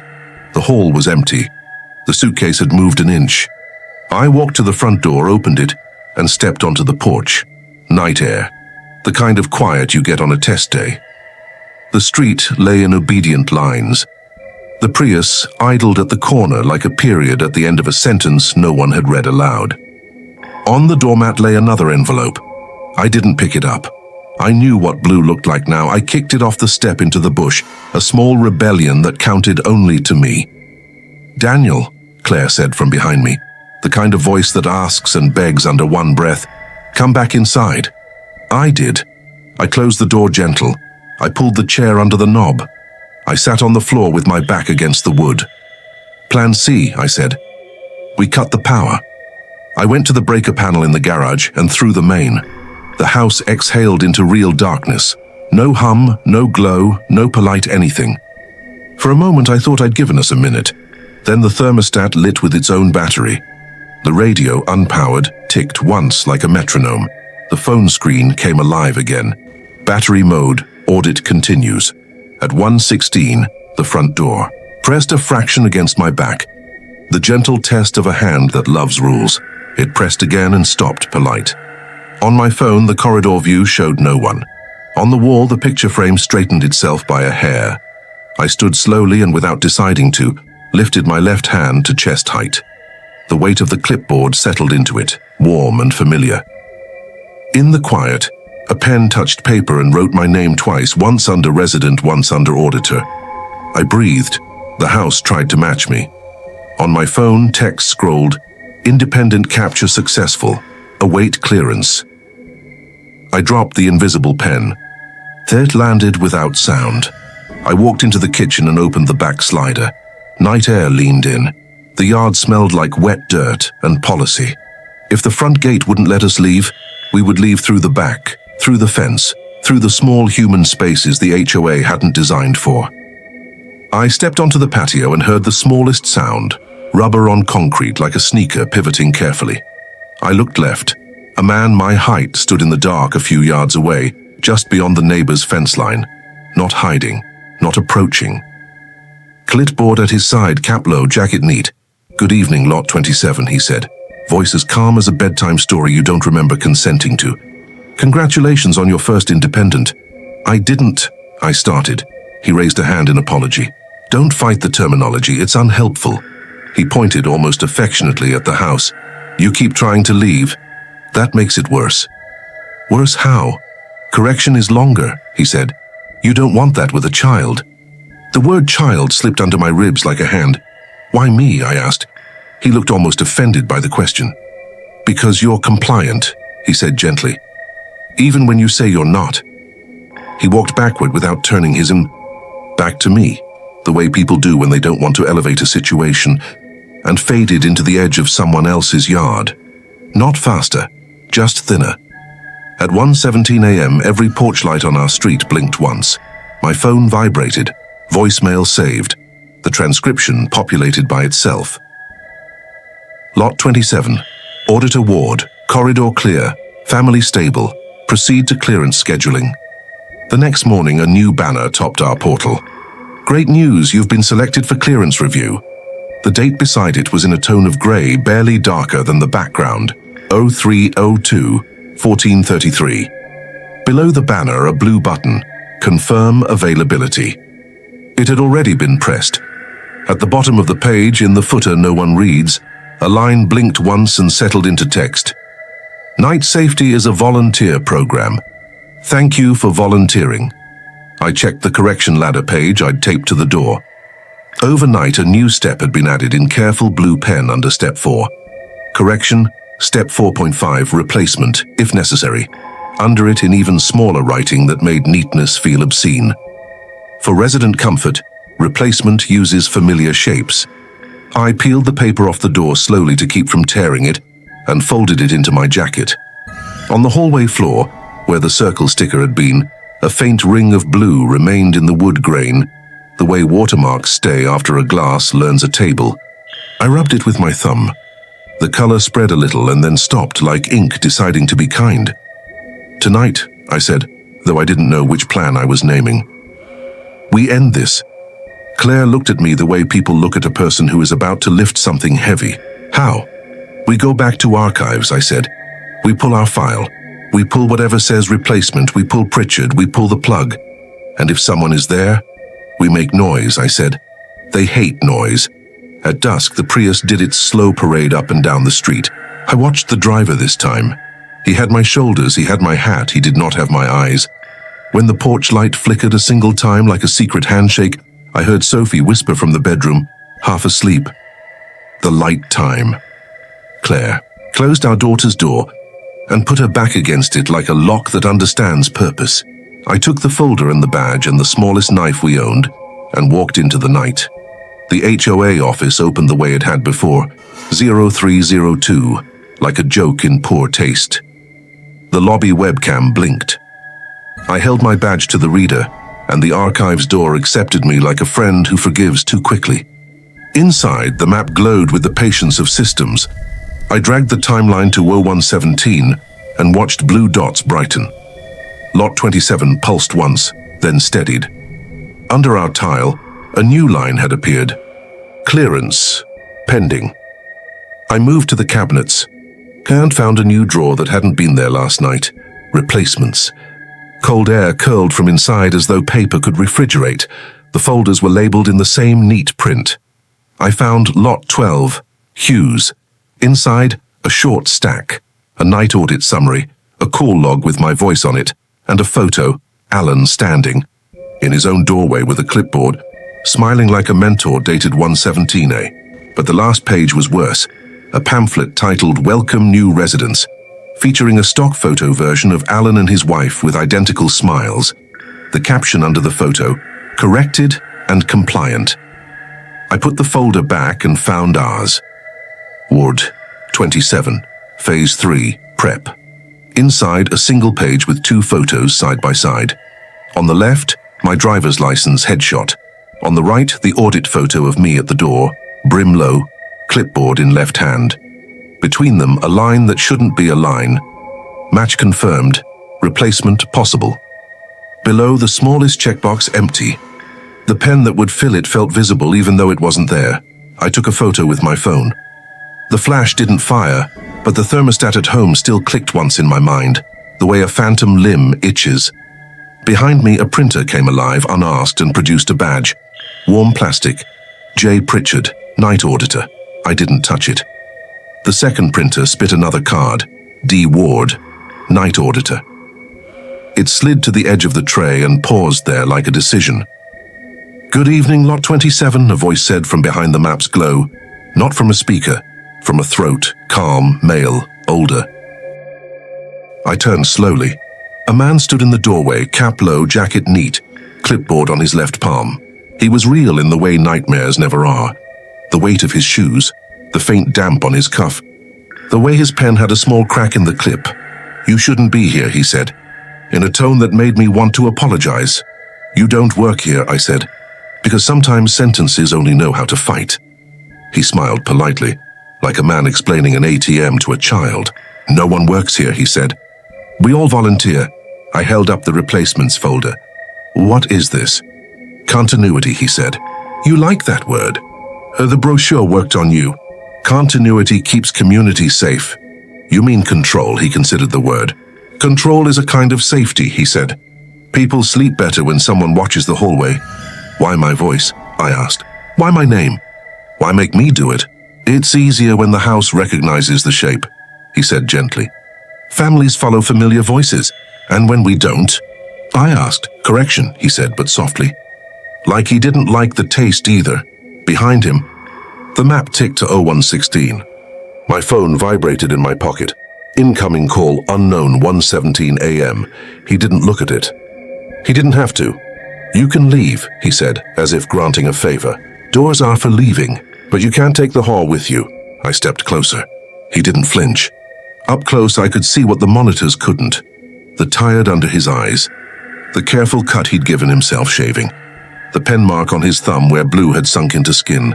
Human entirely. Who are you? I asked. He tapped his badge with the pen. J. Pritchard. Then he touched the printer and another badge slid out. My face again. Warmer now, like it had been handled. Everything is easier, he said, when it's familiar. I reached for the printer's power cord and pulled. Screens dimmed half a breath and then stabilized, drawing power from somewhere I couldn't unplug. The thermostat glow inside my skull laughed without sound. He watched me with that librarian calm and said, Don't make it theatrical, Daniel. We're at paperwork. I lifted the small knife from my pocket, folded ordinary. I set it on the desk between us. I'm not here for a fight. Good, he said. Fights make noise. We hate noise.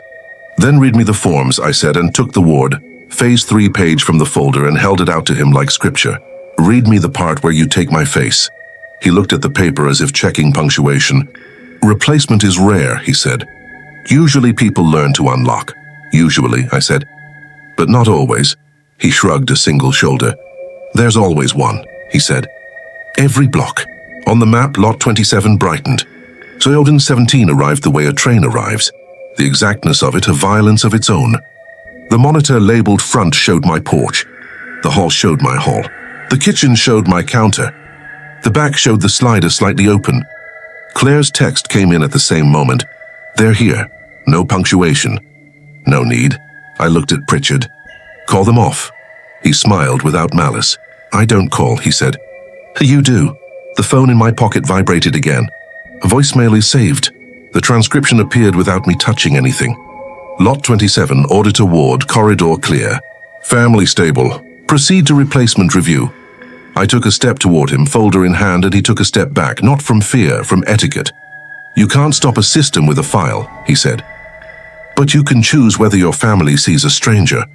The room felt smaller, like the air had started making decisions. I took the badge with my name on it and slid it into my pocket, then picked up the one with his and weighed it in my hand. What happens if I wear yours? I asked. He considered the question as if seeing it printed. Then the house won't recognize you, he said. It will wait politely for the correct shape. And if I don't wear any? I asked. Then it will use the one it already has, he said, looking at me with a kind of forgiveness that made me want to throw the folder through a window. On the map, Lot 27 flickered from blue to red and back to blue, undecided. The label under our tile changed. Replacement, scheduled. A new checkbox appeared. Empty. Waiting for a pen. Pritchard lifted his pen like a conductor warming up an orchestra. Shall we keep your family safe, Mr. Ward? He asked, voice smooth as a form letter. We can do it the quiet way. I thought of Sophie's drawings, rows of houses, circles in the attic window. I thought of Claire's hand on the bedroom knob. I thought of the faint ring of blue ink in the wood grain where the sticker liked to live. No, I said, and even my no sounded polite in that room. He lowered the pen, not offended. Noise? He said, half to himself. Always one. I took the Warden Phase 3 page and tore it down the middle. The rip sounded loud enough to merit an incident report. The monitors didn't blink. The map didn't flinch. The printer started up anyway, eager. A new page slid out onto the tray, perfect and whole. Ward, Phase 3, prep. The checkbox empty. Waiting. My phone vibrated one more time, more insistent. Airdrop. Clearance packet 27.pdf would like to share a document. I declined. It sent again. I declined. It sent again. I turned the phone off. The document appeared in my downloads anyway. Pritchard sighed, a human sound. Daniel, he said. And for the first time, my name in his mouth felt like a hand on my shoulder. That's easier if you unlock. It's easier for you, I said. It's safer for everyone, he said. Everyone who? I asked. He didn't answer. He didn't need to. The building did. The thermostat in my mind did. The porch lights on our street breathing together did. I put both badges in my pocket, tucked the correction ladder page into my jacket, and walked past him to the door. Where are you going? He asked, not curious, just filling out a form. Home, I said, to make noise. Noise won't help, he said. This is a neighborhood. I stopped at the frosted glass and looked back. His outline was the shape of a man who had learned patience as a craft. Then I'll remind them we're neighbors, I said. Not volunteers. Outside, the night air felt truer than inside. I drove with the headlights off until I cleared the lot, and then let the beams cut the road like a decision. When I turned onto our street, every porch light was already on. Our front door was ajar by an inch. The car idled in the driveway with the headlights painting the glass. Claire stood in the hall with Sophie behind her, both of them small in a way that had nothing to do with size. Behind them, in our house, a man my height held a clipboard in his left hand and smiled kindly, like someone who had finally been promoted. He raised his pen, and I understood what replacement review meant. I stepped out of the car and the night made room for my voice. Neighbors, I shouted louder than this street had ever heard, the word strange in my mouth after so many forms and portals. Come outside. Across the block, curtains quivered. Doors cracked open.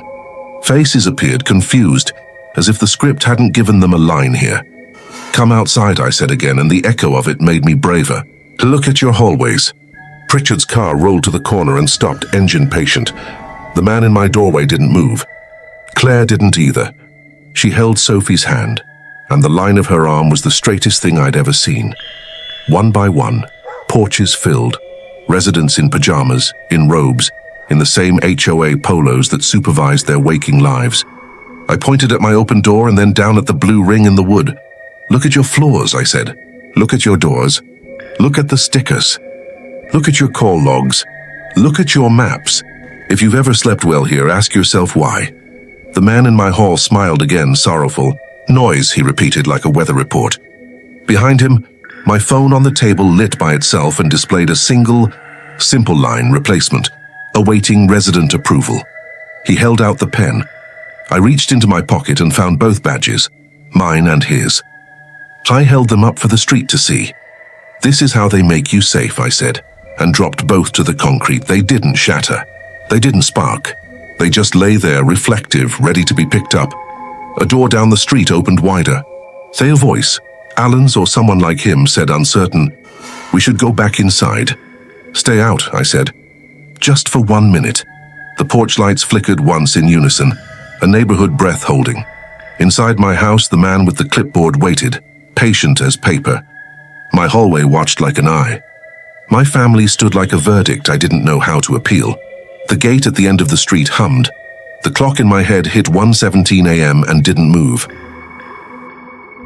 For a full breath, the neighborhood stayed out in the open, blinking under its own porch lights like deer caught in a photograph. Robes, hoodies, bare feet on concrete. Faces I'd waved to with 2 fingers from the steering wheel, now looking back as if the script hadn't covered this part. "Ask them," I said to anyone who would help me carry the sentence. "Ask them why all our calls say 1:17 a.m. Ask them who signs for us when we're asleep." Down the block, Mr. and Mrs. Merritt, always perfect hedges, always perfect smiles, stood shoulder to shoulder. She hugged herself. He checked his phone. "We've never had a problem," he said, like a statement of faith. "And we're compliant. That's the problem," I said. Someone behind me coughed. "Not sick, just buying time." A stroller squeaked. A sprinkler ticked twice and stilled. Pritchard's Prius idled at the corner. Hazard lights off, patience on. Inside our doorway, the man with my outline didn't step forward. He didn't need to. He held the clipboard like a waiter ready to refill a glass. Claire didn't take her eyes off him. Sophie leaned into her, small and solid. "Lot 27, the man said, gentle as a bedtime story. "We're only waiting for approval." "Approval from who?" I asked, even though the answer had been printed under every box I'd seen that week. "Residents," he said. Then the part I hadn't wanted anyone else to hear. "Or the one that looks most like them." Faces shifted toward me as if a breeze had moved. People don't like to learn there's a second you in any given room. "Is silence approval?" I asked. The question was for the block. He smiled a little. "In communities, silence is stability." A door halfway down opened wider. Alan stepped out in a zip-up and socks, hair flat on one side like he'd napped in a hurry. For a second, hope punched me. Then the porch light hit his face and the eyes were smooth. "It's late," he said to no one in particular. The line delivered as if he'd been assigned it. "We should all go in." "Alan," I said, "does your front door still lock from the inside?" He blinked like a slow camera. "I don't use it," he said pleasantly. Maya's house stayed dark. "Neighbors," I said, louder, so the word had to choose where to land. "If you've ever seen a blue circle on your floor, put your foot on it." I lifted mine, found the faint ink ring in the wood just inside our door, and pressed my heel to it. "Don't move." The man with my outline tilted his head at the hall camera we didn't own, listening in that practiced way. "Auditor Ward," he said to the air, "please remove your foot from the capture point." He let the sentence soften on the last word, like a lullaby telling a child that yes, it's time. "No," I said. A few houses down, a woman in pajama pants looked at her husband. He looked at the floor of their entry, then at me, then gently set his bare heel on a circle none of us could see. One more neighbor, then 2. A kid did it because his dad did. The neighborhood exhaled in uneven places. Pritchard climbed out of the Prius with the patience of a man who never drops anything. No raised voice, no badge flashed. He just walked toward our driveway, hands visible, clipboard at his side. The Penscar's blue stuck to his thumb like a tattoo someone forgot to regret. "Mr. Ward," he said, stopping where the curb met our lawn. "You're frightened." "I respect that. But you've caused a disturbance." "Good," I said. "Disturbance means we're awake." "It means," he said, "we have to record." The porch light flickered once in unison up and down the street. On everyone's phones, the few still out, the many pretending not to look. A notification slid down without asking. "Night safety, corridor review in progress." Claire's phone lit in her pocket. Mine stayed black because it didn't need to pretend anymore. "Neighbors," I said, "someone try your gate." A man at the far end muttered something into a phone and got into his SUV. Engines sound different when they're scared. He drove to the exit, braked, waited. We all listened without saying we were listening. The gate arm didn't rise. He returned slow, shoulders small, and didn't meet anyone's eyes. He wasn't angry. He wasn't anything. He was compliant and ashamed of how good that felt. "Approval," Pritchard said again, as if we hadn't heard. "Lot 27, Your family will be safer if the most familiar shape helps. Meaning me, I said. Meaning the version of me with your job. He nodded, almost sorry. Replace job with role. There's a difference. Sophie whispered something into Claire's jacket. A second later, Claire said it out loud, because we had started translating each other. She wants to go to Grandma's. Grandma's house isn't compliant, the man in the doorway said with a kind sadness. She doesn't live in a community. Exactly, I said. He looked down at the paper on his board as if hoping a different line had been printed while we weren't watching. When he looked up again, he had the look of a man who didn't enjoy his authority, only believed in it. Lot 27, he said. We're at step 4. The word hung like a wet coat. The street shifted. A porch board creaked, a slipper scuffed. Someone's dog made a sound in its throat and was shushed by a hand. Step 4.5, I said. Replacement. It's on the sheet. You write it in after midnight so it feels like daylight. He didn't deny it. You keep good records, he said. That makes you useful. He gestured to the clipboard like a maitre d' offering a wine nobody asked for and read, for resident comfort, replacement uses familiar shapes. You're not familiar, I said. I don't have to be, he said. You are. He held out a pen I recognized, the kind we'd kept by the phone in the old house, the one that always smudged our left hands. The top was cracked in the same place mine had cracked, because I turned caps too hard when I thought. He wasn't just using my face. He was using my habits. No, I said. He set the pen on the top step like a gift left at a door, the kind you don't want but have to bring inside because leaving it out looks unkind. Look, he said gently. To the block, to me, to any tape recorder that might ever hear this later. No one is harmed. We keep thresholds safe. We keep corridors open. We keep nights predictable. You get used to sleep you don't notice you're having. Like anesthesia, I said, like order, he said.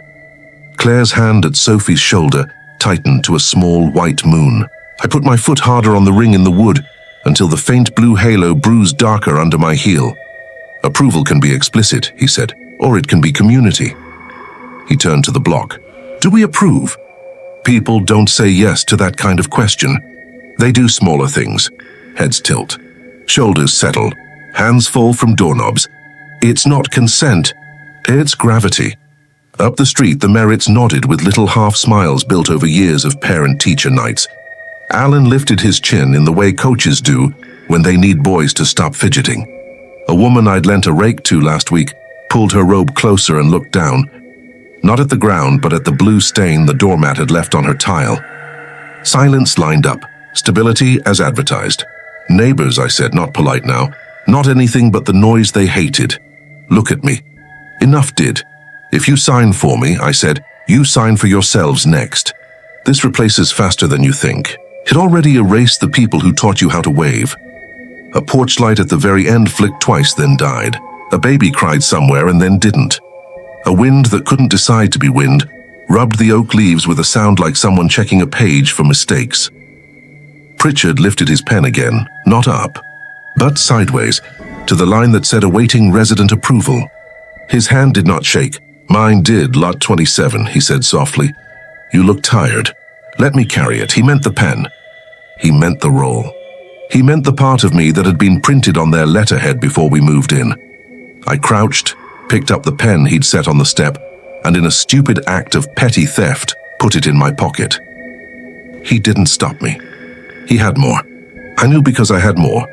Here is my approval, I said, and raised my voice so the street had to help me lift it. We are leaving. And here is the communities, he said, and didn't raise his. Phones vibrated. The gate hummed. The thermostat in my head rolled over and went back to work. He turned the clipboard around so I could see a single empty checkbox under replacement review. The line next to it said familiar shape assigned. Under it, smaller text, Auditor Ward. Don't sign, Claire said out loud, to all of me. I won't, I said.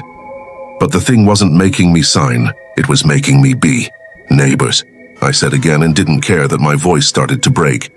If anyone here has ever felt something move your picture frame for you, if your chairs were an inch wrong in the morning, if your printer prints nothing but knows your number, put your foot down on whatever blue you've got and say no. It wasn't a plan. It wasn't strategy. It was a spell we hadn't tried. The woman in pajama pants lifted her heel and slammed it back down. The kid copied her with delight. Somewhere to my left, a man stomped like he'd always wanted to. A handful of feet found rings they could not see, and invented a rhythm that was mostly anger and partly music. Pritchard watched without alarm, as if the parade was scheduled. "Noise," he said again, and this time the word sounded tired. He raised his eyes to me from under the cap brim, and for a second I thought maybe he wanted to go home too, and had forgotten how. "Lot 27, he said for the last time that night. "Final call." "No," I said. He didn't argue. He didn't reach. He didn't step inside. He just clicked his pen once, not to open it, but to mark time, and pointed to the gate with the clipboard as if he were a flight attendant, telling us where the exits weren't. The man in my doorway, my outline, my posture, my pen scar, took one step backward, into the hall exactly 3 seconds per doorway like always, wrote something, and faded the way reflections fade when you decide not to look at them. The porch lights went dark in a wave end to end. Phones dimmed. The street breathed out and the air smelled like rain that wouldn't come. Inside, the thermostat screen scrolled a single line: replacement deferred, community unsettled. Below it, fainter, reschedule at 0302-1433. The Prius rolled away without anyone getting in. Doors closed up and down the street like eyelids agreeing to try again in the morning. Alan put a hand on his doorframe the way people touch a coffin and went in. Claire exhaled a long breath she'd owed herself and turned to me, jaw set. "We have until tomorrow," she said. "Maybe less. We have exactly what the form says we have," I said. "We have a deferred." I picked up the 2 badges I'd dropped earlier. They were still warm somehow. I pocketed both and the stolen pen. My heel left the blue ring and the faint stain looked like a halo we hadn't earned. "We're not done," Pritchard said from the sidewalk.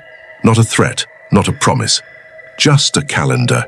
He tapped his clipboard twice in what I realized, with a sick understanding, was the sound I'd heard our first night in the kitchen, the polite knock against glass. "Keep your corridor clear." He walked away, not fast, and the night filled the shape he left behind. I closed the door and leaned my back against it. My hand found the chain and set it with a small metal yes.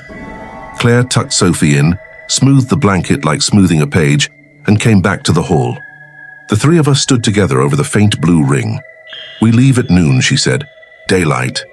We talked to someone who doesn't live here." "The gate," I started. "We don't use their gate," she said. "How?" She pointed at the little utility alley that ran behind our yard, the one that belonged to a power company that didn't care about our bylaws. "We cut through the fence. We don't make it pretty." I nodded. The knife in my pocket felt like an idea. The badges felt like evidence. The pen felt like a key. In the quiet, the printer in Claire's office woke and printed a single blank page. I didn't go get it. I knew what was at the bottom in faint red, 27. I knew what the margin would say in blue: unlocked, compliant, locked, cans corrected. "I'm sorry," I said, not to anyone in particular. "Don't apologize to a house," Claire said gently. "Apologize to me later. Now sleep." We slept in turns. Every hour, one of us watched the hall. At 1:17 a.m., nothing moved. At 3:02, because the system liked that number, the thermostat clicked once and changed its mind. Morning came like it always does, too bright for what happened. We packed better.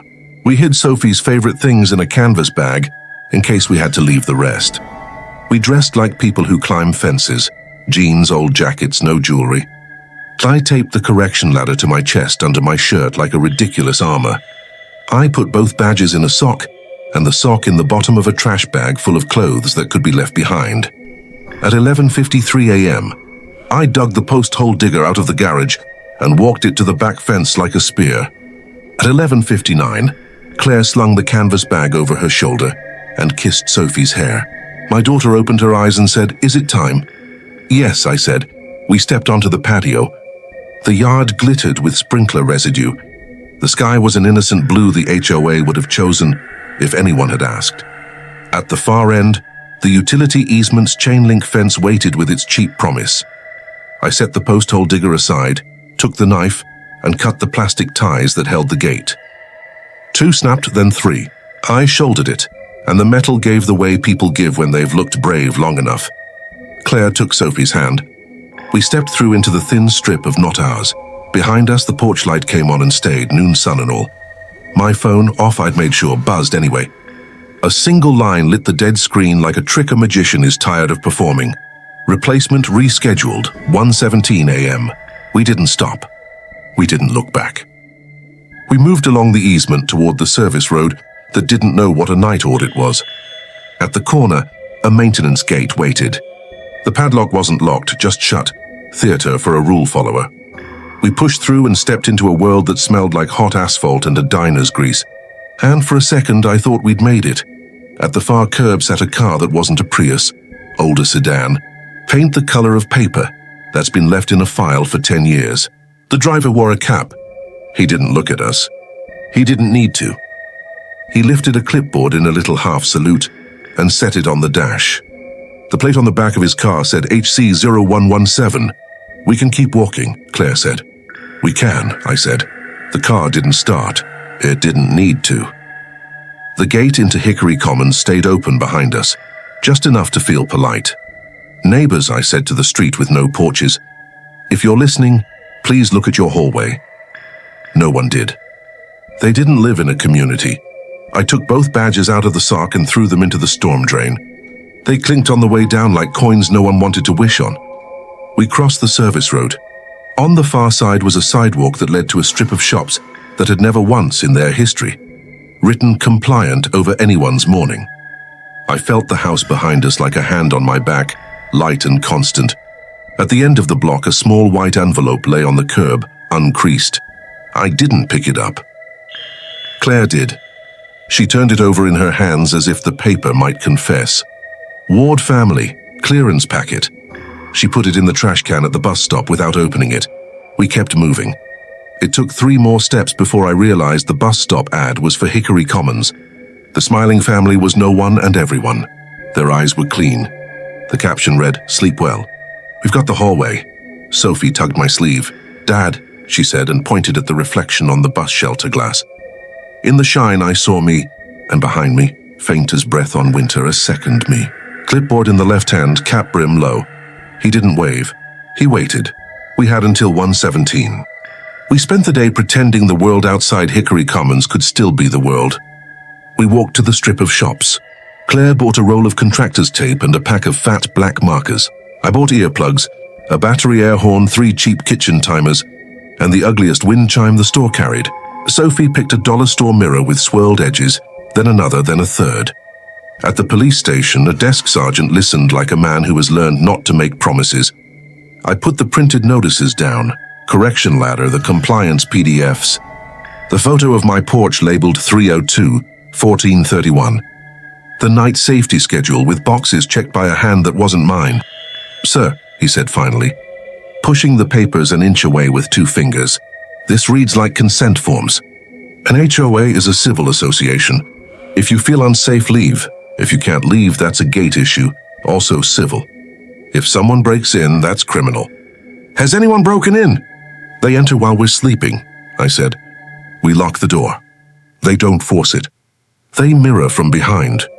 I heard myself say it and watched it sound insane in the air between us. "We can do a drive-by," he said gently. "We can't run an HOA." On the way out, a poster by the door caught my eye. "Neighborhood Watch Be the Eyes." A smiling family under a streetlight. The caption, "Familiar faces keep us safe." I stood looking until the white of the paper went gray. At noon, we canvassed. I wrote 117 in black tape on the sidewalk at both ends of our street. I slid the correction ladder photocopy into a dozen mail slots. I left a note where I could not knock. "When the clock hits 1:17, don't let your hall be empty.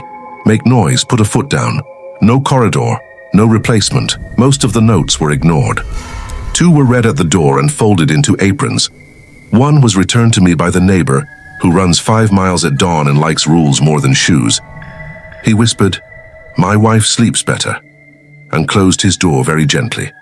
At dusk, the wind chime went on the hallway ceiling with a command strip that would never survive a landlord. The timers went on the floor in a row, 1:16, 1:17, 18. The mirror Sophie picked went at ankle height, leaned against the baseboard. Mirror number 2 halfway up. Mirror number 3 at face level. I taped an X over the faint blue ring in the wood. Claire dragged a metal mixing bowl into the hallway and handed me a wooden spoon. If nothing else, she said, we wake the dead. At 9 p.m., I posted in the HOA portal discussion board they pretend isn't just a complaint box. Night safety question about consent. Residents, please check your logs.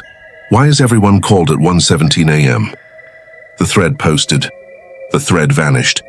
An automated message arrived. Your comment has been moved to a private queue for review. At 10 p.m., I texted Alan, step on the blue circle at 1:17. He replied, who is this?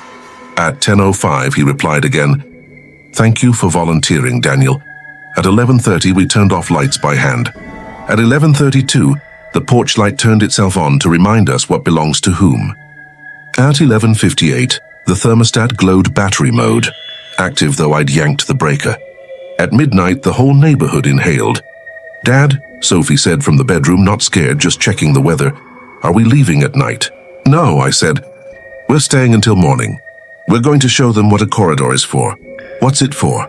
She asked. Family, I said. Not audits. She nodded, and in that nod I saw my shape that wasn't a system's. We put earplugs in Claire's ears. We gave Sophie the small mirror, so the hall would see itself see her if she had to step out. We took our places. Claire at the bedroom door, hand on the knob. Me in the hall with the bowl. Sophie on the bed with the mirror and a flashlight. At 1:12, the first timer went click as it armed itself. At 1:13, my phone off, turned onto the corridor view on its own. The top line read, Auditor Ward in final capture. In the bottom right, a checkbox replacement, awaiting resident approval. At 1:15, a knock at the front door. The polite pen tap Pritchard had taught our wood. I did not put my hand on the knob. I put the spoon in the bowl. At 1:16, timer number 1 barked a cheap kitchen alarm into the quiet, and the wind chime over our heads answered with its ugly metal laughter. All over the block, as if the sound told them what to do, other houses banged something. A door against a stop, a pan, a heel on tile. 2 houses stayed silent. Alan's the merits. At 1:16:30, the corridor view showed a figure in the hall, cap low, jacket neat, clipboard in left hand, pause at the ankle mirror. For the first time I saw him hesitate. The phone text shifted. Corridor reflective, mirror protocol. At 1:16:50, timer number 2 screamed. I smacked the bowl with the spoon and yelled, because sometimes you have to teach your body what your mouth can do. Neighbors! I shouted, and the word boomed in the hallway like we owned the acoustics, my put your foot down. At 1:17, the hallway filled with sound. Not music, not fury, just life. Someone 2 doors down dropped what sounded like a toolbox. A baby cried and kept crying. 3 dogs remembered they were dogs. Our wind chime became a weapon. I hit the bowl like a bell. Claire slammed the door twice, not to lock, to speak. Sophie shined her flashlight into the face-level mirror, and the camera flared white. In the phone view, the figure blurred, resolved, blurred. The system trying to decide which shape was familiar. The text line stuttered. Awaiting, awaiting. Oh, wait, and stopped. The thermostat, determined to be a throat, spoke into the air. Lot 27, corridor must remain clear. It wasn't Val's voice. It wasn't Pritchard's, it was mine, recorded, corrected, calm. File a complaint, I said to the appliance, and hit the bowl again. The front door opened an inch and stopped against the chain, and the clipboard man didn't try it. He just waited, which had always been his power. The porch camera feed flickered. On the slab outside lay a small white envelope, as always. I let it be paper. Across the street, the Merritt's porch stayed quiet. Alan's door stayed closed. From someone's lawn came the plink of a sprinkler turning on wrong. The neighborhood shook itself, and then remembered it doesn't shake. On my phone, under replacement, the empty checkbox blinked. Then grayed, then ungrayed, indecisive as a cursor in an empty field. Then a new line appeared in small script, as if someone were writing it over our roof. Community unsettled. Replacement defer. I stopped hitting the bowl. My hands hurt. Claire took her hand off the knob and put it on my wrist. Sophie angled the flashlight toward her own ceiling and made shadow birds. From the front step came a single pen click.